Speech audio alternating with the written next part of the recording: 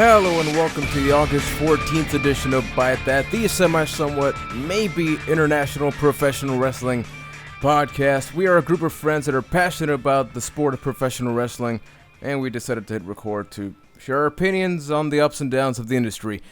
Hailing all the way from San Juan, Puerto Rico, I am Juan Villasqueur, joined alongside from Boston, Massachusetts, Ryan McNulty, and from Winnipeg, Manitoba, Canada, there's Keith Poshik. How you guys doing? I'm doing great. I'm doing fantastic, you know? Being Canadian's good. Way better than being from Boston. I would probably have an argument against that, but I'll let it slide for now. It's a good thing we have a platform to do this on now. The heel turn didn't take long. Well, in the topics this week, we're going to be talking about NXT. Is it WWE's best show? Does it really beat Saturday Morning Slam? We're going to find out. And then we're also going to be talking about the Go Home Raw edition of Summerfest, SummerSlam, whatever you want to call it. It's always a great show. The biggest party of the summer. Yeah. Yeah. In LA for 5 years now, so they got to move that eventually. Come down to Puerto Rico, please. Well, one might say that could be a topic for later podcasts. Uh-huh. Yeah, let's actually talk about something. All right, Monday Night Raw. What'd you think? Overall, good show. I mean, WWE has had a lot of momentum lately. Their show's definitely picked up since Payback. So, what's the first thing we want to talk about? Well, we can talk about a little blunder that happened. I don't know if you guys saw the ending to that mixed gender tag match. It was amazing. Yeah, I bet you somewhere in the world Matthew had a smile from ear to freaking ear. Because, man, that was a rough one. I just got to think, like, when you're a referee and, like, Natalia grabs your hand, it's like, holy crap, am I going to get some? Oh, wait, no, I just got to make her. Oh, that's kind of awkward. Well, I'm also surprised Natalia didn't, she stopped even though she didn't hear the bell. You think she would notice that the bell didn't ring, but yeah, it was definitely a referee blunder.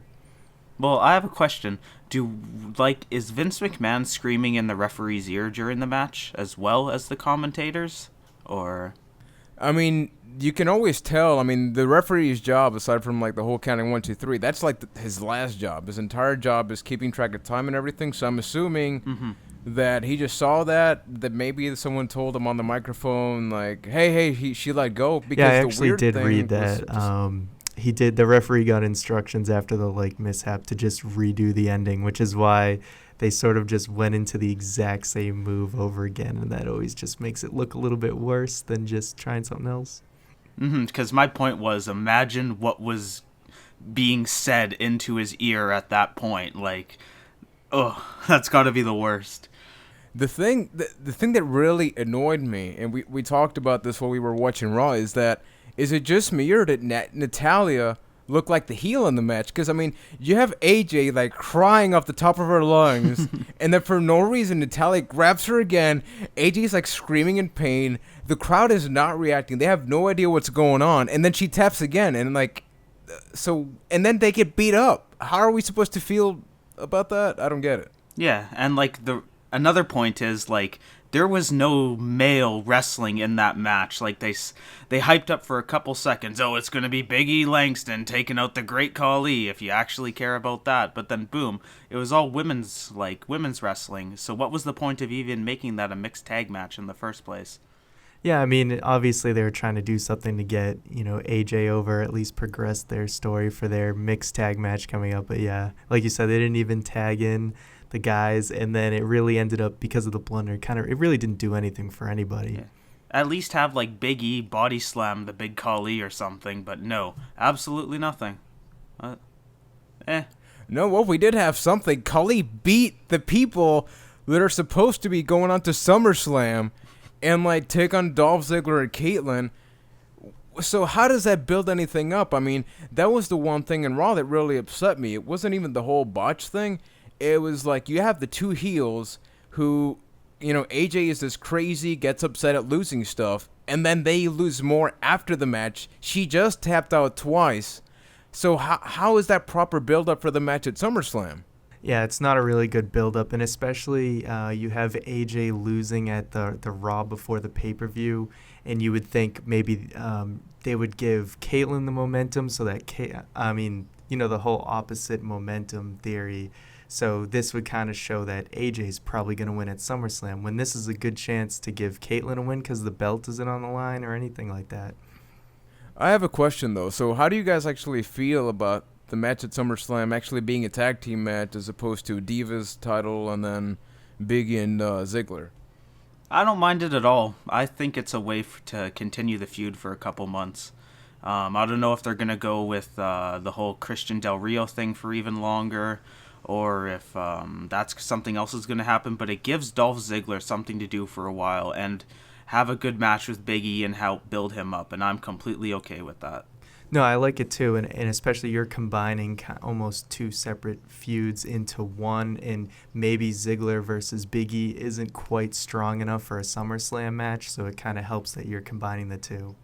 The crazy thing is, think back like a year ago, the fact that the Divas in the match are actually carrying the other feud. How ridiculous is that? I mean, just a couple months ago, we'd just be like, Divas division, what is that? And now it's like, oh, yeah, it's Caitlyn and AJ. Oh, yeah, and Biggie and Ziggler are also in the match. Let's be honest, it's minus Caitlyn and AJ, it's still pretty Divas division. What is that? But we'll talk about that later with the NXT talk. Well, I think that sounds good. So, moving on to another Raw subject, I think something that was pretty cool, surprisingly enough for me, is how the whole Brock and Punk thing has been happening. Yeah. I know, Ryan, you and I were talking during Raw, and even Keith, you were talking about that, that this feud has felt different than when The Rock was involved in the WWE with John Cena, and then even Brock Lesnar and Triple H, because there it sort of felt like Triple H was carrying himself. So my question is, do you agree that feud has been different now? Does it feel engaging between Brock and Punk, or does it just feel like sort of it's a one-man show with Punk really carrying the feud? I like I said before, I think it does definitely feel more evenly paced, especially, you get Heyman showing up, which he was for the Triple H feud. But Punk has done a good job of carrying it, and you really haven't felt like Brock's ever been gone for too long. They've paced his appearance dates really well, where it's it feels like he's never gone more than a week at a time. So it definitely feels like you're getting an even build up from both sides, and it's not one-sided which the Triple H Lesnar feud could feel like at times, or the Punk one is a Punk Rock as well. I think the big difference is that, say what you will about Triple H, but it was about Brock looking good and Triple H looking good at WrestleMania. It's like, who's going to one-up each other on looking better, but Punk will go the extra mile to make Brock a little better by taking a hit or two. So I think that makes the build for the match a little better in the grand scheme of things. The thing that's interesting to me is that I don't see why Punk should win. I mean, I definitely see this feud going all the way to Survivor Series or something, because Brock Lesnar, ever since he came back for me, I've almost not cared, and it was because of the John Cena match. You have a guy that comes out, we develop a Brock Lesnar guy character in the crowd. We have this whole Brock Lesnar thing. He loses in his first match back. Then, after that, to me, it's, how can you call yourself the Beast when you're not actually the best? We see you consistently either losing or just coming up short or barely winning or something. So what do you guys feel about that? Well, to segue a bit on that topic, do you, let's make a prediction here. Do you think Lesnar's going to win at SummerSlam? Is it going to be like a Punk gets his hands on Heyman, costs him the match type thing? Or what do you guys think? As far as who's going to win, I absolutely have to go with Lesnar on this one. As Juan was saying earlier, he really does need that win. And it's really, think about an outsider's perspective. Someone who's not too familiar, they see this matchup, and you're really going to have Punk go over in their first outing. It really can't happen. I just see Brock Lesnar winning. If Punk wins, I don't care if this feud continues or not. I'm just not going to care for it. Brock Lesnar isn't a guy that's consistently on the show. It's kind of like Jericho. Like Jericho, when he lost, coming back, I'm like, I know he's going to leave. Brock Lesnar, he's either going to leave for a while or something. He needs that win, so when he comes back, people actually give a crap about him. You know, I'd actually love it if he like beat Punk and like Punk became this obsessive guy about wanting to beat Brock Lesnar again or something, and Brock Lesnar's just gone. He has to deal with Paul Heyman, and that sets up like a Survivor Series top match perfectly. As far as what I've read with reports, I mean, take it with a grain of salt, but he apparently is only going to do 3 pay-per-views, so the next one's obviously going to be Mania. So we'll see if there's possibly a rematch then. But he does absolutely need that win going into WrestleMania for anyone, you know, for him to have any sort of value or people to care. Yeah, plus it could set something up like Punk thinks that he'll never be good enough until he gets that win on Brock Lesnar. He doesn't care about what the fans think, blah, blah, blah, blah. He just needs to beat Brock Lesnar. Perfect segue there. Brock Lesnar, Paul Heyman. I mean, to me, Paul Heyman, he can make a feud between a mop and a piece of paperwork. And I would watch that. I would pay money. How do you guys feel about his involvement in it? Hey, Perry Saturn would probably pay money for that. Well, with that point being said, then how do you feel about Curtis Axel? So moving on to better subject. Paul Heyman has a lot of work to do. I'm sorry, Curtis Axel to me, look, we're going to be talking about NXT later. He used to be Michael McGillicuddy in the new Nexus. That was horrible. He went on to NXT Redemption. He had amazing matches with Tyson Kidd. I think the guy is an incredible wrestler. Exactly. You know, it's the Genesis of McGillicuddy ended at the Genesis of McGillicuddy. After that, he tries way too hard. When he goes out there, the Intercontinental Champion, it's like, you are trying way too hard. The reason Paul Heyman works is because you can tell Paul Heyman speaks like Paul Heyman. Curtis Axel, when he comes out there, he looks like a really, really bad early 90s wrestling character that's just going to be... We're not going to remember Curtis Axel not even 8 months from now. That's my opinion. Yeah, you're not wrong I think that's pretty bold. I'm not willing to write him off yet. I have faith that... I mean, there's no doubt he's getting better. And, you know, I think we just need to be more patient and give it time. I'm not going to write him off right away, but you could be right. But I'm willing to give it more time. He's not going to be an instant superstar, but it's someone who could be built up over time. There is kind of a formula that happens with superstars like Curtis Axel, where he comes in on the big stage, gets a couple big wins, then slowly declines for about 4, 5, 6 months, and loss, and then like starts building himself back up. So maybe like a year and a half from now, we'll see Curtis Axel like pick back up. Maybe, but who knows? At least to me, 2 perfect examples that came to mind when you said that. Curtis Masters and MVP. Exactly. And they are nowhere near the WWE right now. I mean, although MVP I definitely see his way. I see him coming back to the company. He was just with Booker T's ROW show and all that. But, I mean, if we go by that, I have to stand by the fact that we might not be seeing Curtis Axel around much longer. Although I love his theme music, I got to say that. Another subject, though, that we got to talk about is probably the most unexpected great part of Raw because it involved Miss TV. So for me, by default, I'm sorry, I couldn't care less about the segment until it actually happened. That was the confrontation between John Cena and Daniel Bryan. Yeah, props to John Cena at the beginning to be like, you know, Miz, this is usually a train wreck, so you're probably loving this one. But yeah, man, yeah, like, how great is it when John Cena gets real, guys? Like, if, as far as I'm concerned, you can take funny Cena and throw him in the trash. Like, it's night and day. I love it. I love it so much. Well, yeah, I have to say that's easily the best Miz TV that there's ever been. And yeah, he did just totally bury Miz at the beginning. But yeah, exactly. Cena, he's always better when he gets real and drops the jokes. And especially, he wasn't playing the underdog like he always does a million times, and everyone is so sick of it. He finally played as, I've beaten them all, Cena, which is the one we all expect. The one thing that I loved is that, people online often talk about, oh, I want to see heel Cena. Like, if anything, that is probably as close. Not. I don't expect a heel turn at all. And honestly, I don't want it. But this is as real or as a bad guy as we're gonna get from John Cena. Because one thing I love that he did consistently in the promo was like that smirk he had whenever Dana Bryan spoke. That smirk that was kind of like, oh, you're not going there, man, with the whole wrestling thing.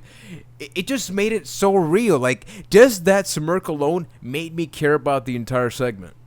Like, especially with Daniel Bryan, they can't play Cena as the underdog because that would be the dumbest thing on this entire planet. So, yeah, no, it's interesting, especially the whole line, like, when Daniel Bryan said, "This is just another SummerSlam to you, but this is the biggest match of my entire life." Like, yeah, no, it's interesting having the underdog thing flipped on Cena. It doesn't happen very often. Yeah, no, it's absolutely a refreshing feud. It's the most refreshing John Cena feud I can, think of, off the top of my head. And, obviously they picked the right match. And this segment definitely sold the match for SummerSlam. Before it was like you like both guys, or, well, Cena's a different story, but, both guys are the good guys. But now it's like you want to see them fight. The one thing I will say is that Daniel Bryan, there's one point in the crowd where you could tell they were kind of confused. Like, do I cheer him as the underdog? Yeah. Or is his yelling making me boo him? Because I could tell that at the point where he's supposed to be delivering this amazing, speech where, like, we the people, this type of thing, people were kind of booing him, and it was a good crowd at the beginning of the show. They were chanting yes and no to everything and, like, personal space, man, like, people had to be slapping each other in the face, like, but the moment that happened, the crowd kind of turned on him. No, I did notice that, and it's definitely audible, even if you watch a replay. That the tone of voice was kind of had a little bit of a hostile tone to it. So he might have to work on that. He might be a little too used to his old heel ways, but yeah, it kind of turns the audience away. And on the topic of the crowd, like, what a weird frickin' crowd on Monday. Like, correct me if I'm wrong, but did Randy Orton not get the biggest pop of the night? Like, when was the last time you could say the words Randy Orton got the biggest pop of the night? Like, strange crowd. Yeah, but I mean, isn't that interesting though? Like, lately, Ryan, you were talking about in the beginning of the podcast that ever since Payback, they've sort of been on a roll. And aside from a few crowds that have been kind of dull, last week's crowd was kind of meh. But we've gotten way more reactions out of crowds. The fact that, we were talking about the Divas earlier. The fact that the Divas, when AJ comes out, when Caitlyn comes out, we are having these things. The fact that Natalya had a match, it seems like, I hate to say, Attitude Era is coming back, because that's what a lot of people are saying. I don't think it's so much an Attitude Era coming back. Just, it's a very consistent era. We have tag team feuds. We have, like, the fact that something we completely forgot about, Dean Ambrose's promo on the U.S. Championship belt. Oh, yeah. I mean, if the ghost of Andre the Giant isn't in this battle royal, I'm not losing on Sunday. That was the best line I have heard in a long, long time. Man, Dean Ambrose is good on the mic. Yeah, he essentially put the himself in the United States Championship over more so than it's been in, like, probably several years. Yeah. Like, how taboo is it that he said, yeah, like, I feel like I have the WWE Championship with the United States title. Like, he basically put that belt over the main title in the company. Bizarre. Very bizarre. I know, right? The moment he said that, I'm like, yes! Because usually we get, U.S. title feud, Intercontinental title feud, WWE Championship feud, but, hypothetically, if you go into wrestling, you go into be WWE Champion. But rarely, currently, back in the day, Mr. Perfect and all that, they made, like Honky Tonk Man, they made the Intercontinental title mean more than, the main state championship. Yeah. Now here comes a guy who, the Shield, You know, that they've been on a roll for a long time. I think it's kind of getting to the point where they need to do something different. I'm not saying split up, but they need to do something different. Mm-hmm. And I think the promo that Ambrose cut on Raw, and the fact that the Shield themselves, you know, they're going to be taking on, I guess, Mark Henry and Big Show at SummerSlam. You know, that they're trying to get that fire back. I'm just not sure they're going to keep it. Yeah, so now back to the prediction well. Do you think the Shield is going to lose all of their belts at SummerSlam, and then that sets them up for doing something different? I think it's probably as good of an opportunity as ever. At least the tag belts, you can maybe leave the U.S. belt on Ambrose. You know, RVD really doesn't need that belt. But you could really go either way. As far as the tag belts, I think this would be a good time to take the tag belts off. Not that it's completely necessary, but if the Shield want to kind of move on, those titles kind of keep them in one place. Yeah, I agree. I would say either. I would say not so much that the titles are holding them back. I think the fact that the Shield has championship belts, it's like, why should we go anywhere else? So to me, it would actually be interesting if Mark Henry and Show take the titles, which I absolutely think they will. Ambrose retains, or the other way. But one of the two matches, we're going to see a switch. So that way, either they start teasing a split come like Survivor Series or something, or we actually start to see the Shield chasing after something as opposed to just saying Injustice or just having all the championship belts. Yeah, no, I agree 100%. So anything else you guys want to talk about Raw related? So we had, you know, the beginning, we had Triple H, we had Bray Wyatt wearing a T-shirt, which was kind of weird for me. Yeah, like, we'll talk about the Inferno match thing after SummerSlam, because you never know. But really, really, no fire. Nobody's getting lit on fire. Really. Yeah, we're still PG. Remember that. True. But yeah, true. I don't know how I felt about Bray Wyatt wearing his own T-shirt. It kind of sort of takes away from the gimmick, but I mean, I'm not gonna nitpick because I mean, obviously, you know, they're trying to make a little money. They're still new guys. It's a corporation. I think Eric Rowan should just be the merchandise. Like, you know what? I'm gonna wear the sheep mask. I'm gonna wear the shirt. You know what? We're gonna make Bray Wyatt pants, and you're gonna wear it over what you're wearing right now. And then he can shave his beard, and then they can change his gimmick to the merchandise Eric Rowan. Huh? Anyway, well, I'm just gonna switch gears on that one. Thank you. Please. We still haven't talked about the fact that Triple H is now going to be the special guest referee for the WWE title match. Yeah. That pedigree boy. Yeah, because, you know, when Triple H can't book himself into matches to bury someone on SummerSlam, he decides to bury other people's matches. So may the force be with you, Hunter. May the force be with you. I kind of wanted, you know, the whole McMahon thing with, like, Brad Maddox being the obviously Eric Bischoff type heel where he's going to the match. I kind of wanted that classic thing, you know, the dusty finish where the guy gets, because Triple H, him being in the match, it sets up way too many things, but I've had a little bit too much Triple H involvement. I sort of needed a break from that. And I mean, hey, Brad Maddox, you got to give him a break, man. I mean, he ref Dana Bryan versus Wade Barrett. Poor Wade Barrett. He's irrelevant. But hey, go on, Keith. He did make a mistake. But I don't know if you guys remember this from SummerSlam 2 years ago. CM Punk versus John Cena, the WWE title versus WWE title match where Triple H was the guest referee. Triple H botched the ending to that match where I believe, Cena's foot was on the rope and he still counted 1, 2, 3. And then the match just ended, right? So you set the bar high, Hunter. Well, I mean, I think the obvious reason that they're putting Triple H into this is to kind of, they want to insert that McMahon feud into the title match, which it's already been involved with, you know, Vince not liking Bryan. So if you have Triple H in there, I think that'll kind of add to the dynamic if they bring in the Randy Orton cash in. I just hated how awkward it was that for no reason at all. Yep. At one point during the show, Triple H comes out, says nothing, and then we change segment. It's like, what? What was the point of that? Really, I get you need your little picture, you know, and all that for the previews, but really there was no other way. Come on now. That was terrible. exactly my point, was that they got that shot just so they could put it in the little video package before the match. Mm-hmm. Yeah, no, by the way, PSA, I don't hate Triple H. I just hate the fact that he's in this match. But, like, I completely lost my train of thought. Never mind. Carry on.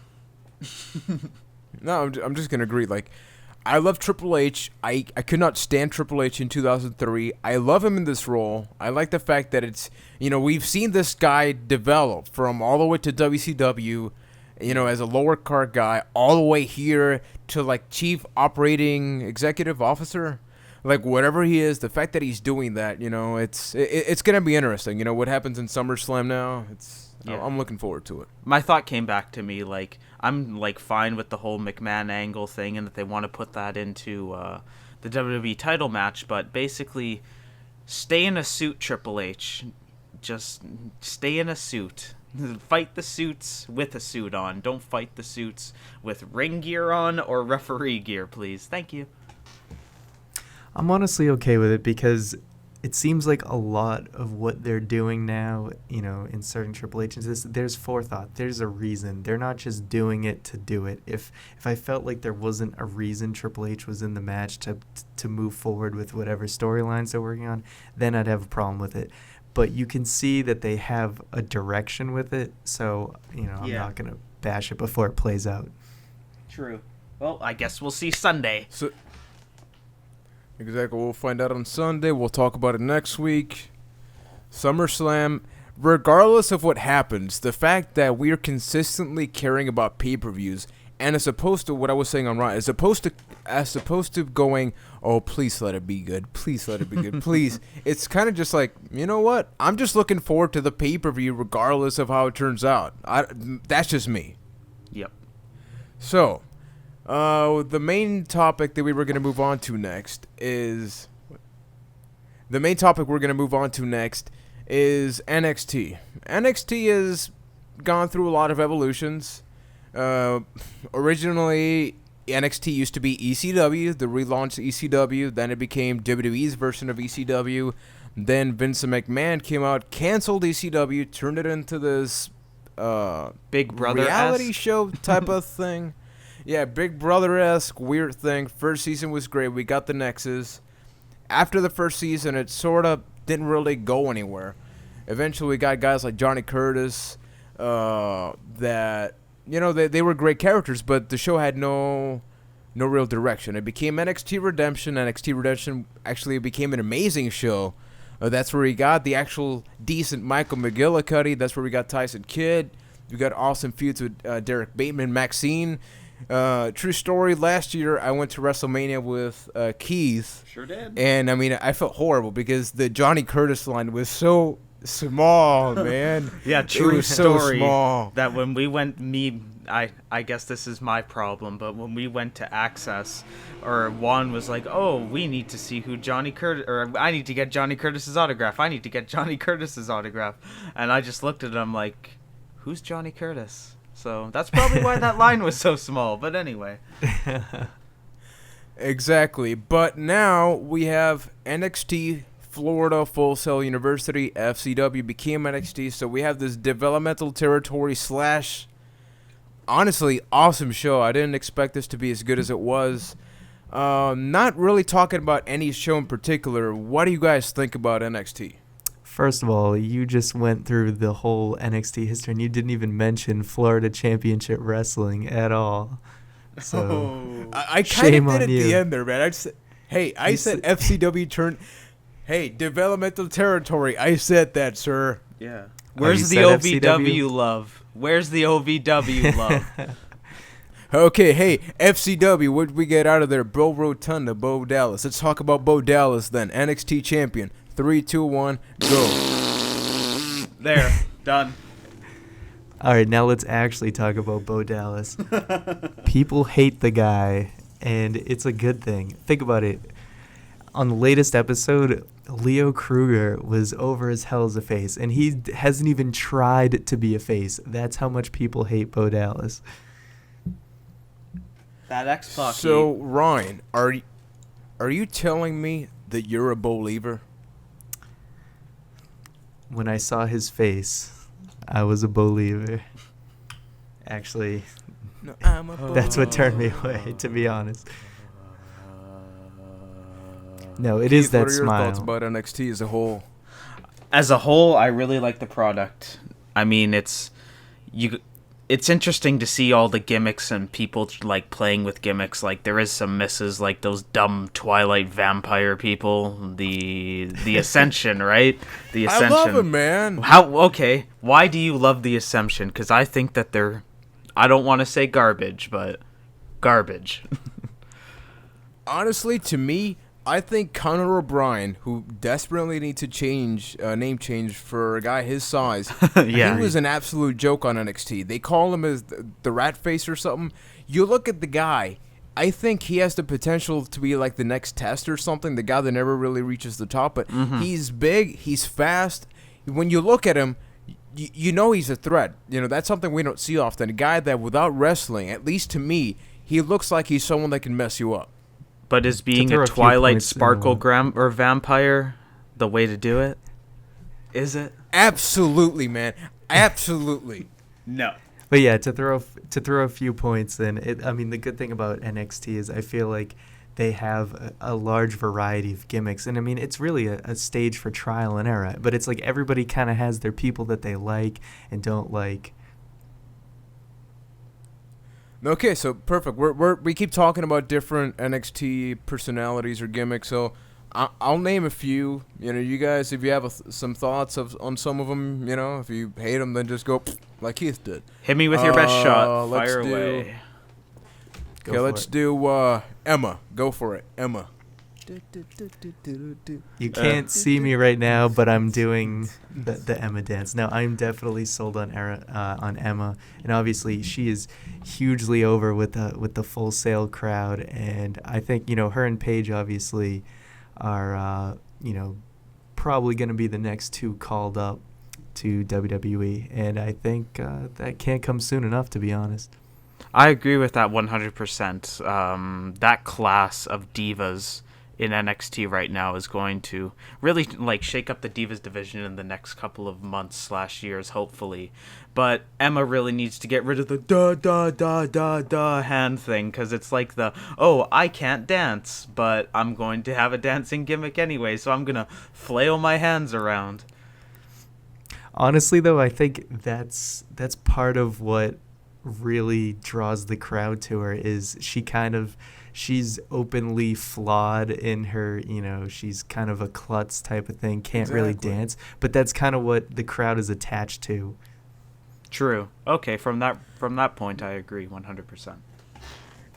Yeah, because at first, if you look at when she first started doing the dance, she was overdoing it way too much, the clumsy thing, but they sort of toned her down. And at least to me, she's sort of like the diva that's not afraid to not be a diva. In the way that, you know, she's kind of clumsy, you know, she can wrestle, like, she's just kind of there, and she's herself. Like, you can tell she's having fun, you know, with the bubbles backstage and all that. Now, the next person that I'm going to talk about, I am just not going to say his name. I'm just going to say, Soft! Enzo Amore. I like this guy so far. It looks like in the latest episode he got a very interesting haircut, but no, I sold on haven't him. seen the NXT guy, lately. What is this haircut? He looks like he is. It's like a mullet. It's kind of like a mullet with like but it's super not. shaved sides. Like, I don't know, It's but super either way, weird, but I mean, it definitely looks like. I mean, I know he's got Colin Cassidy. Is that who it is with him? You know, he's kind of like the muscle. yeah. And he's actually kind of improving. They're letting him talk more because before he was just, you know, as vanilla as you can get. But it's definitely Enzo who kind of, you know, brings light to them and kind of makes them interesting. But Full-blooded Italians 2.0? Huh? Not so much. Honestly, the one thing that blew my mind, agree or disagree with me, Ryan, was when on one episode, William Regal said, Enzo Amore is DDP's love child. I did not make that connection, but once he said that, I was like, holy crap, that is 100% true. I must have missed that. That is very interesting. I'd have to think about that. Yeah, because he's very... He's very self-centered. I love the fact that one thing I love about NXT is that, before I go back to other characters, is the fact that without them going into the ring, you already know their character, whether you're going to like him or not. And a perfect segue to the following person, which if I had an iPhone camera, it'd be really obvious who I'm talking about. But he is not currently in the building. But what about Tyler Breeze? Which Keith might not know about right now. Yeah. Oh, I don't know I if have he's seen seen Tyler him yet. Breeze. I've seen Yes. Tyler Breeze. No, well, he's basically, to sum up the gimmick, it's Zoolander who takes selfies. But honestly, that entrance sells his character immediately. You know, the way they do the camera work and everything, it's perfect. And, you know, the attire works and everything. And I love the finisher, that spinning heel kick. You know, it's got that finesse that goes with his gimmick. You know, he might run into a little bit of trouble. I don't know. I just don't know how I feel if there's enough room with him and Fandango on the same roster. But, you know, for now, the gimmick is great in NXT. I think that there's close enough, but like different enough that they could work at the same time. But my favorite thing about Tyler Breeze is like he does the whole selfie, self-centered thing. But once you you juke his jive, like it's over. Like he turns into this crazy person and just beats the crap out of the other person in the ring. So it's got that nice little edge to the character. One thing that Tyler Breeze reminded me of, and a lot of people forget, is how important is an entrance. Because the moment that the camera did the pan in his entrance, I'm like, I don't even know this guy. I'm already a fan of him. I don't even care if he sucks at wrestling. I am a fan of this character because that close up and the fact that the Titantron in the last show was a live feed of his iPhone camera. That's how pretty awesome great. is that? I thought it was like a recorded thing, but when I saw it, I was like, okay, this guy, I mean, come on, he's got to go somewhere. No, that is definitely an amazing little touch that they added. And no, exactly what you were saying about the entrance is if you know the person's entire character just by their entrance, you know they're doing something right. Because that's what you're. Once you see that entrance, you know exactly what Tyler Breeze is and who he is, what he's all about, just from that 30-second, 40-second entrance. Exactly, and a lot of times, that's when people tune away. When you see Jobber come out, someone that you know is not going to win the match, you just change the channel or go to the bathroom or something. But you give me a guy close up, or like the other guy I was going to talk about next, Leo Kruger. Leo Kruger's entrance, what is it? Pitch black.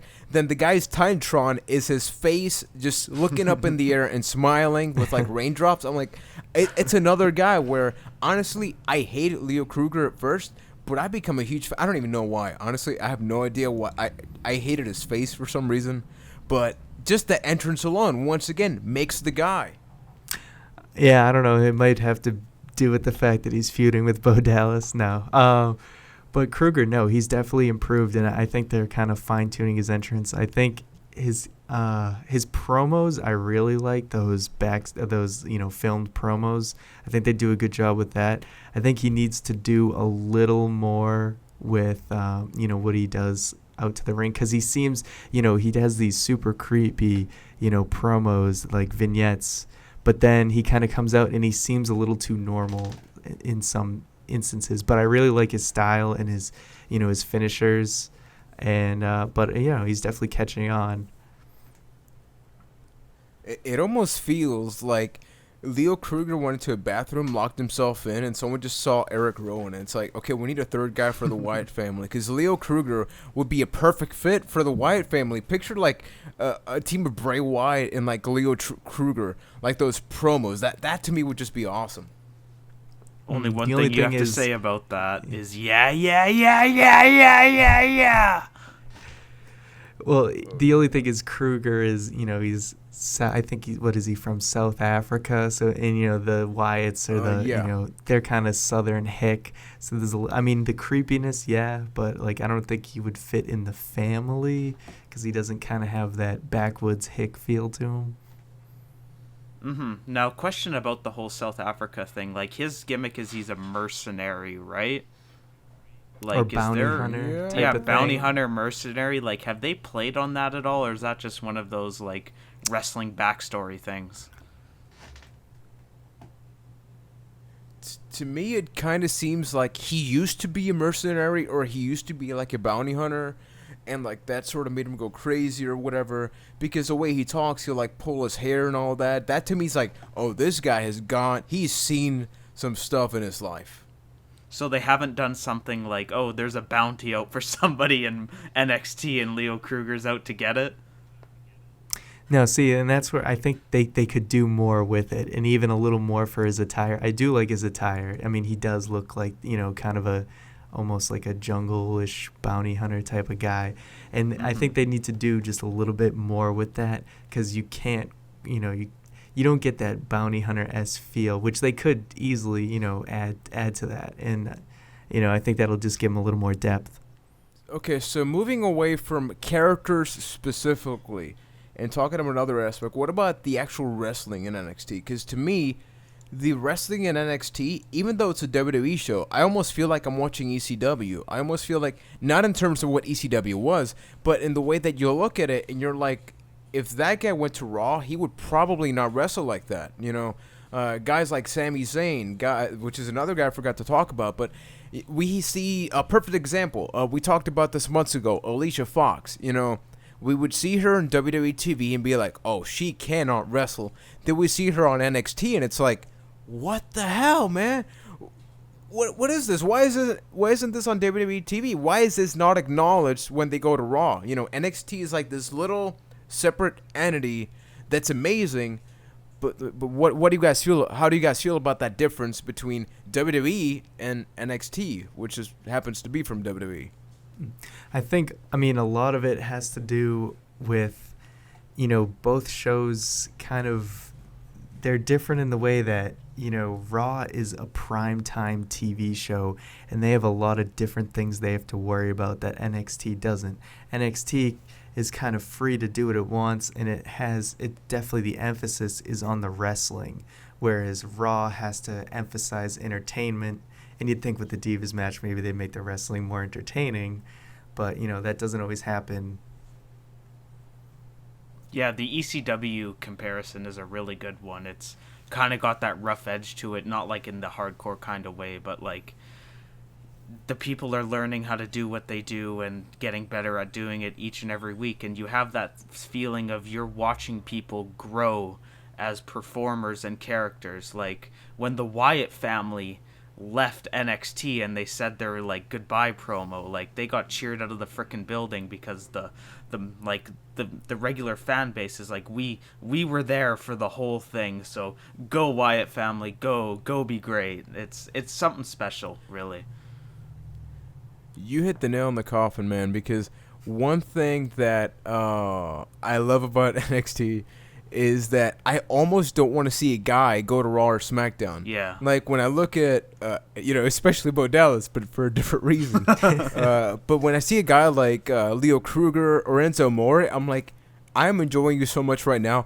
I honestly don't want you to go into that huge pool of talent. I don't want you to become Fandango 2. I don't want you to do that. And the crowd, when the show starts, you hear the NXT chants. I mean, we were talking about this during Raw. When was the last time you heard a WWE chant? The fact that the crowd goes in there, they're invested in the product. Because we're not going to be talking about TNA today, but one difference between NXT and TNA, and Ryan, you can talk about this because you mentioned it before, is that two small arenas.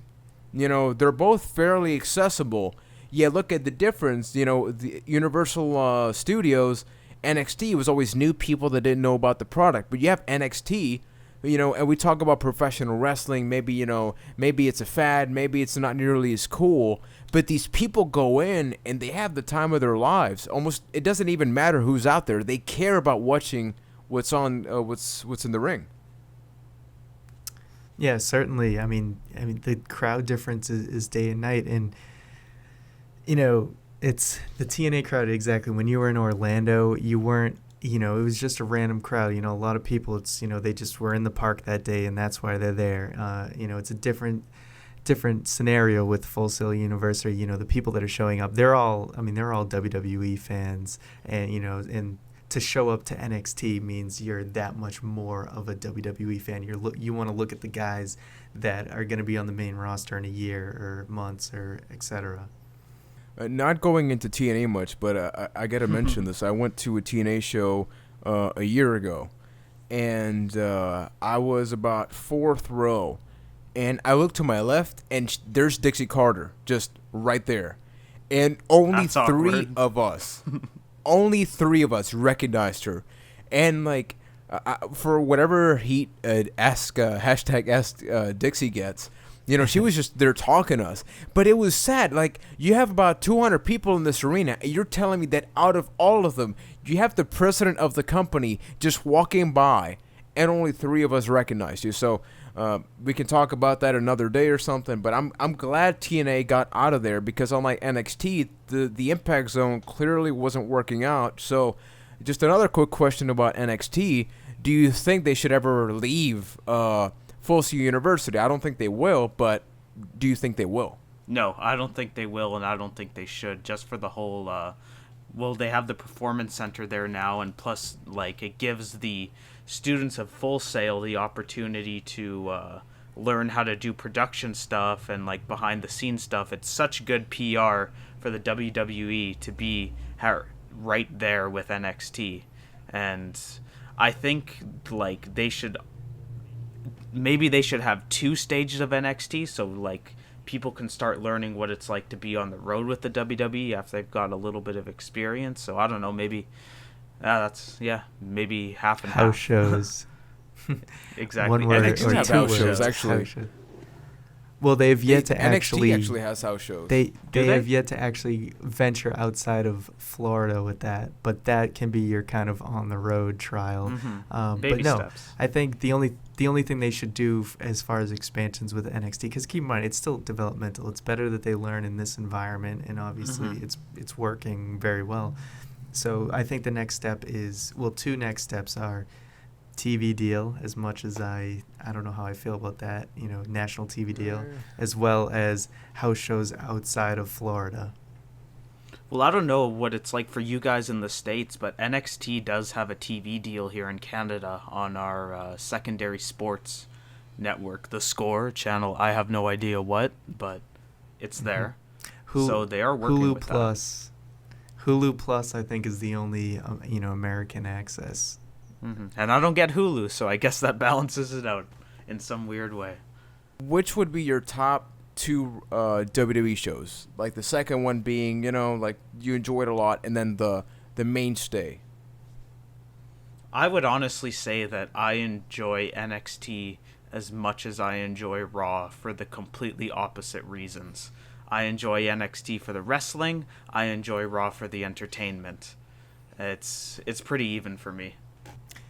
Yeah, it's almost you hit the point exactly, and I only really watch those 2 shows, to be honest with you. I never catch SmackDown, but I mean I would still probably put Raw ahead of NXT, only because I'm just a little bit more I'm more invested in that.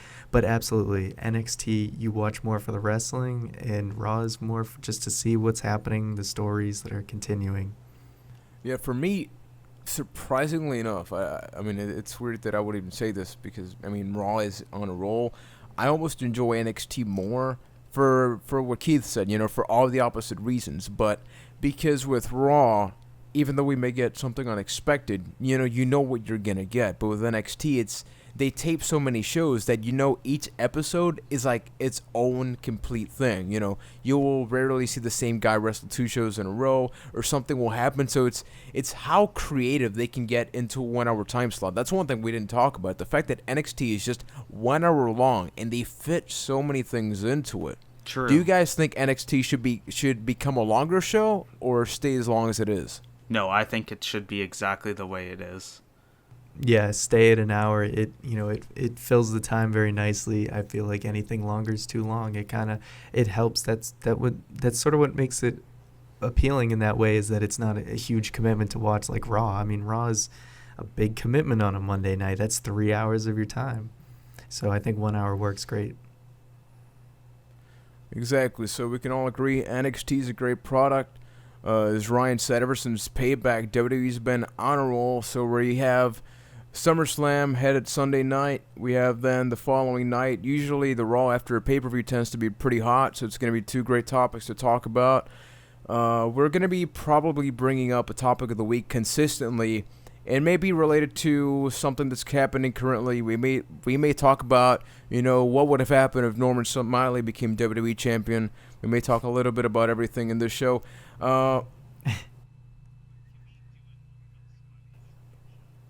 Hey, every show should be Norman Smiley tribute show, man. Let's agree on that.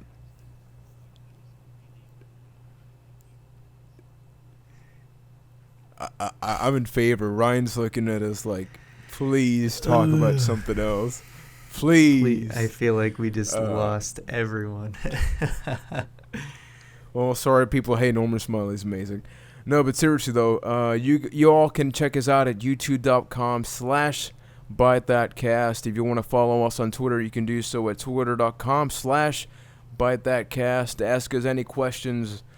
We are not professional wrestlers, or nor do we intend to be, as Ryan did not want me to say at the beginning of the show, but we are not. Hey, I wrestled some matches. Well, true. So we have a former professional. Actually, that should be our tagline, featuring a former professional wrestler. I would use the word professional in the absolute lightest, in most unsincere way possible. So a professional amateur wrestler. Okay, got it. So you guys can check us out on Twitter. You can check us out.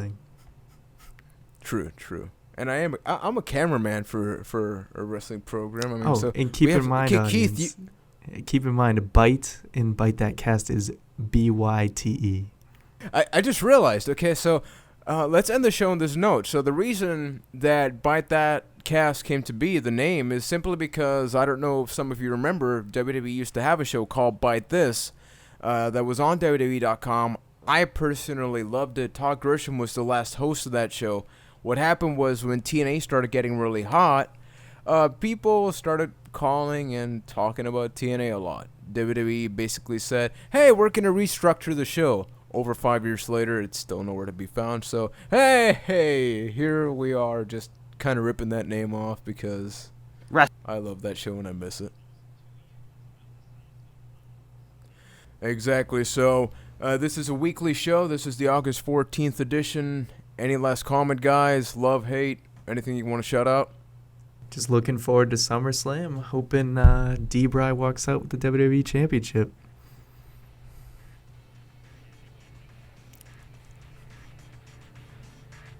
And on that note, thank you guys for tuning in. Check us out on Twitter. Check us out on YouTube. Please, give us a break. We're learning. We are in our own NXT, and please come back, watch us, listen to us next week. I'm Juan Velas for Ryan McNulty, Keith Poshik. I have no catchphrase. Tweet us one, and I will say it. So until next time, the great Khali is my hero.